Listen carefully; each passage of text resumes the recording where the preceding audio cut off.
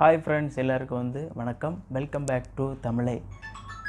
So ஏற்கனவே பார்த்திங்கன்னா petrol விலையை பார்த்து நம்ம அதிர்ச்சியில் உறைஞ்சி வேறு வழி இல்லாமல் பெட்ரோல் போட்டு வாகனம் ஓட்டிகிட்டே இருக்கோம். ஸோ அதுக்கு மேலே எரியிற தீயில எண்ணெய் ஊற்றிய மாதிரி பார்த்திங்கன்னா இன்னொரு அதிர்ச்சியான தகவல் வெளியாகிருக்கு. என்னென்னா பார்த்திங்கன்னா பெட்ரோலுடைய விலை 5 ரூபா முதல் 6 ரூபா வரை உயரலாம் அப்படின்னு ஒரு தகவல் வெளியாகிருக்கு. ஸோ எதனால் அப்படி விலை உயருது அப்படின்னு இந்த வீடியோவில் ஃபுல்லாக பார்ப்போம்.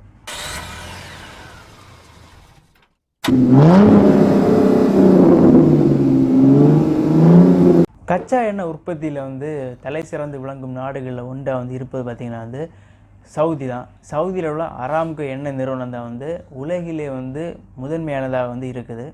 இந்த சவுதி அராம்கோ எண்ணெய் நிறுவனத்தில் பார்த்திங்கன்னா ஒரு நாள் மட்டுமே 5.7 மில்லியன் பேரல் கச்சா எண்ணெய் உற்பத்தி செய்யப்பட்டு கொண்டே இருக்கிறது. ஸோ இந்த சூழலில் பார்த்திங்கன்னா இந்த சவுதி அராம்கோ எண்ணெய் நிறுவனத்துக்கு மேலே பார்த்திங்கன்னா ஒரு ஆள் இல்லா விமான தாக்குதல் நடத்தியிருக்காங்க. ஸோ இதனால் பிளான்ட் பார்த்திங்கன்னா பெருமளவு பாதிப்பு ஏற்பட்டிருக்கு.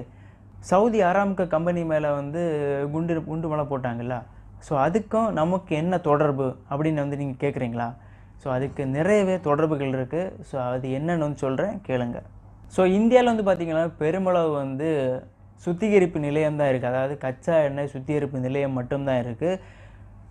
இந்தியாவில் பார்த்திங்கன்னா மொத்தம் 85% பார்த்திங்கன்னா சவுதியிலேருந்து தான் இறக்குமதி பண்ணுறாங்க கச்சா எண்ணெய்.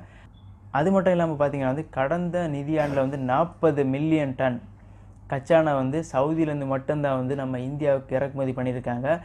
ஸோ பார்த்திங்கன்னா மேக்ஸிமம் கச்சா எண்ணெய் எங்கேருந்து நம்ம இறக்குமதி பண்ணுறோம், சவுதியிலேருந்து தான்.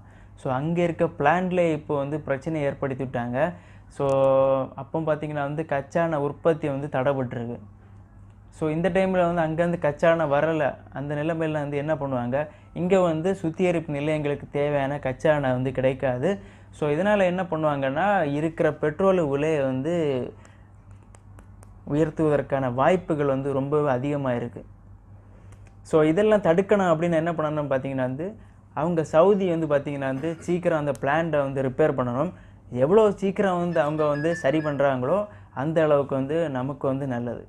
இன்னொரு விஷயத்தை உங்கள்கிட்ட சொல்ல மறந்துட்டேன். என்னென்னு பார்த்திங்கன்னா அந்த சவுதி அராம்கோ நிறுவனத்துக்கு மேலே ஆளில்லா விமான தாக்குதல் நடத்தினவங்க ஏமன் நாட்டை சேர்ந்த ஹவுத்தி கிளர்ச்சியாளர்கள். அவங்க தான் நாங்கள் தான் இதை பண்ணணும் அப்படின்னு பொறுப்பேற்றிருக்காங்க. பட்டு சவுதி நிறுவனம் என்ன சொல்லியிருக்காங்கன்னு பார்த்தீங்கன்னா எங்ககிட்ட நிறையவே ஸ்டாக் இருக்குது. ஸோ அதனால் இந்தியா போன்ற பல நாடுகள், இதே மாதிரி சவுதி நம்பி இருக்கும் பல நாடுகள் நீங்கள் யாருமே கவலைப்பட வேண்டாம், கிட்டத்தட்ட நிறைய ஸ்டாக் இருக்குது. ஸோ அதனால் எந்த விதமான தடையும் வராது அப்படின்னு சொல்லியிருக்காங்க.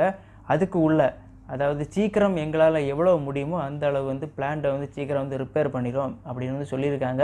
ஸோ பொறுத்து இருந்தால் பார்க்கணும் என்ன நடக்க போகுது அப்படின்னு. ஓகே ஃப்ரெண்ட்ஸ், இன்றைக்கான நியூஸை அவ்வளோதான். மீண்டும் இன்னொரு புதிய ஆட்டோமொபைல் நியூஸுடன் உங்களை சந்திக்கிறேன். நன்றி, வணக்கம். வீடியோ பற்றி உங்கள் எண்ணங்களை கமெண்ட் பண்ணுங்கள். இந்த வீடியோ உங்களுக்கு பிடிச்சிருந்தா உங்கள் ஃப்ரெண்ட்ஸை ஷேர் பண்ணுங்கள். மறக்காமல் நம்ம தமிழை சேனலுக்கு சப்ஸ்கிரைப் பண்ணுங்கள். நன்றி.